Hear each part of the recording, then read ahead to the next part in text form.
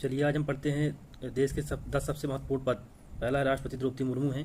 और इनका ये जो 15वें क्रम की राष्ट्रपति हैं, ये पहली आदिवासी महिला राष्ट्रपति हैं और ये इनका संबंध जो है उड़ीसा से है। इनका कार्यकाल 2022 से 2027 तक है। हालांकि इनका कार्यकाल कोई फिक्स नहीं होता रहता है, लेकिन इनको पद समय से पहले भी हटाया जा सकता है राष्ट्रपति के ऊपर महाभियोग लगा के। और इसी तरह दूसरे दूसरे हैं उपराष्ट्रपति CP राधाकृष्णन।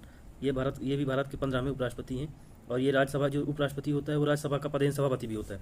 और ये इनका कार्य ये होता है कि राष्ट्रपति की अनुपस्थिति होने पर ये इनका कार्यभार संभालते हैं। बाकी जब तक राष्ट्रपति अपने पद पर रहते हैं तो इनका मुख्य कार्य यही होता है कि ये राज्यसभा के पदेन सभापति हैं। और तीसरे नंबर पर आप जानते हैं हमारे देश के प्रधानमंत्री नरेंद्र मोदी जी। और लोकसभा के अध्यक्ष जो हैं स्पीकर ओम बिरला है, ये राजस्थान के कोटा के सांसद हैं और ये लगातार दूसरी बार स्पीकर हैं। सदन की कार्यवाही संचालित करते हैं, ये स्पीकर का मुख्य कार्य होता है। इस हमारे देश के पाँचवें नंबर के जो पद है वो है CJI का। ये हमारे हैं जस्टिस सूर्यकांत। ये 53वें नंबर के मुख्य न्यायाधीश हैं। 24 नवंबर 2025 को उन्होंने पदभार संभाला था और हरियाणा के हिसार से इनका संबंध है। इनका भी कार्यकाल है इस हिसाब से कि यहाँ तक इनकी रिटायरमेंट होगी इस समय, हालांकि इनका कोई कार्यकाल फिक्स नहीं होता है।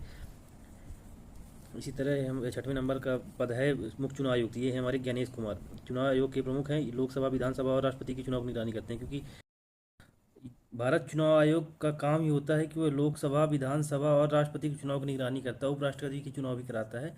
और इसी तरह राज्य चुनाव आयोग जो होते हैं उनका कार्य पंचायतों के चुनाव जो होते हैं वो कराते हैं।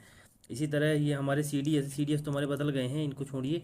हम देखते हैं आगे RBI के जो गवर्नर है संजय मल्होत्रा हैं। ये RBI के 26वें गवर्नर है। ये पूर्व IAS अधिकारी रह चुके हैं।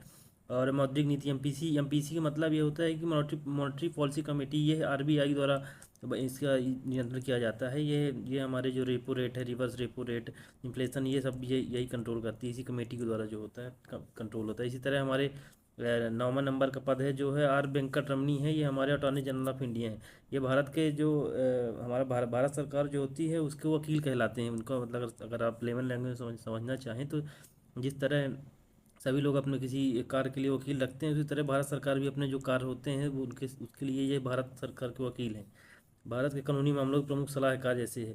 और इसी तरह जो कैबिनेट सचिव हैं ये TB सोमनाथन। ये भारत के वरिष्ठतम नौकरशाह हैं और ये कैबिनेट सचिवालय के प्रमुख है। केंद्र सरकार के प्रशासनिक समन्वयक है। मतलब ये जो IAS IPS IAS जो बनते हैं, उनका जो सबसे बड़ा पद है वो है ये कैबिनेट